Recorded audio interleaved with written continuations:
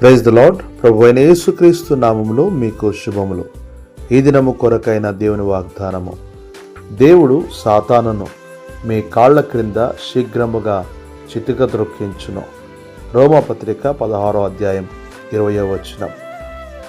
మన ప్రభు అయిన యేసుక్రీస్తు సమాధానమునకు కర్త.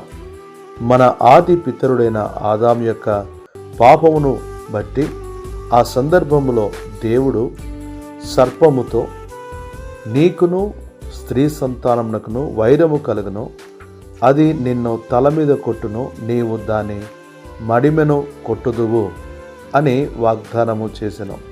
అంతేకాదు నీవు సింహములను నాగుపాములను త్రొక్కెదవు అని కూడా చెప్పాడు. అయితే ఈ దిన వాక్యం సందర్భంలో చితిక త్రొక్కించును అనే మాట చదువుచున్నాం. దేవుడు శక్తిగలవాడు.